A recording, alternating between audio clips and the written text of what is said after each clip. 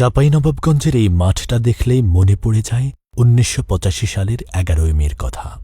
আচ্ছা, এই মাঠের নিচে কি এখনও সেই রক্তের ঘ্রাণ পাওয়া যায়?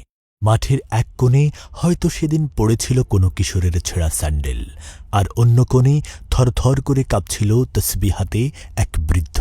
চারিদিকে ছিল শুধু বারুদের গন্ধ আর একদল কোরআন প্রেমীর আকাশে বিদীর্ণ করা স্লোগান।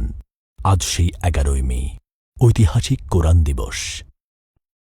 ১৯৮৫ সালের ১২ এপ্রিল পদ্মপল চোপড়া ও শীতল সিং নামের ভারতের দুজন মুসলিম বিদ্বেষী ব্যক্তি কোরআনের সকল আরবি কপি ও অনুবাদ বাজেয়াপ্ত করার জন্য কলকাতা হাইকোর্টে একটি রিট আবেদন করে।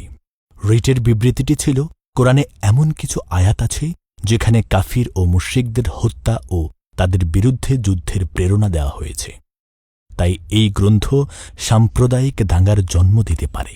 বিচারক মিসেস পদ্মা খাস্তগীর এই মামলা গ্রহণ করেন এবং এ বিষয়ে ৩ সপ্তাহের মধ্যে অ্যাফিডাভিট প্রদানের জন্য রাজ্য সরকারের প্রতি নির্দেশ দেয়।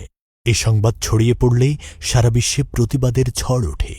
১০ই মে জুমার নামাজ শেষে বাইতুল মোকাররম জাতীয় মসজিদ থেকে ছাত্র জনতার মিছিল বের হয়, যাতে বাংলাদেশ পুলিশ সরকারের নির্দেশ মোতাবেক লাঠিচার্জ করে।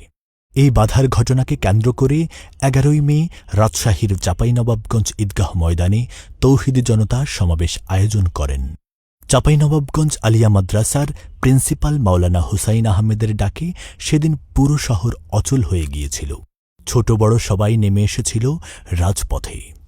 সমাবেশের ৩ ঘণ্টা আগে প্রশাসনের পক্ষ থেকে আয়োজকদের ডেকে নিয়ে সমাবেশ বাতিলের জন্য চাপ প্রয়োগ করতে থাকে, কিন্তু নবাবগঞ্জের আশপাশ শিবগঞ্জ, গোদাগাড়ি, কানসাটসহ আশেপাশের লোকজন পূর্বেই এ সভার দাওয়াত পেয়েছিল।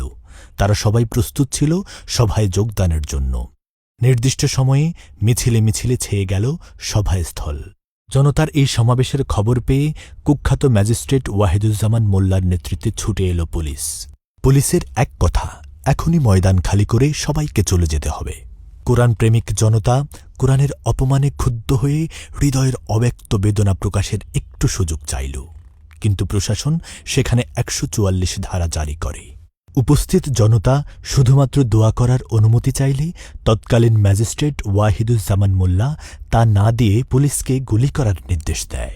মুহুর্মুহু গুলিতে মাটিতে লুটিয়ে পড়েন ১০ম শ্রেণীর ছাত্র শিবিরের কর্মী আব্দুল মতিন। হাসপাতালে নেওয়ার পর কর্মরত ডাক্তার তাকে মৃত ঘোষণা করে। এছাড়াও রশিদুল হক, শীষ মোহাম্মদ, ৮ম শ্রেণীর ছাত্র মোহাম্মদ সেলিমরাও একে একে শহীদ হন। সেই সাথে শাহাবুদ্দিন, কৃষক আলতাফুর রহমান সবুর, রিকশাচালক মুক্তার হোসেন ও রেল শ্রমিক নজরুল ইসলাম শহীদ হন। আহত হয় অর্ধশতাধিক মানুষ। এই আত্মত্যাগ বৃথা যায়নি। আন্দোলনের মুখে মাত্র ২ দিন পর ১৩ই মে কলকাতা হাইকোর্ট সেই মামলা খারিজ করে দেয়। কোরআনের সম্মান রক্ষা পায়, কিন্তু রক্তের দাগ কি মুছে যায়? ১১ই মে কেবলমাত্র একটি শোকের দিন নয়, এটি এক অটল বিশ্বাসের প্রতীক। এটি আমাদের স্মরণ করিয়ে দেয়, কোরআনের অবমাননা এদেশের মানুষ কখনো মেনে নেয়নি আর কখনোই নেবে না। ঈমানের এই শপথ প্রজন্ম থেকে প্রজন্ম অটুট থাকবে।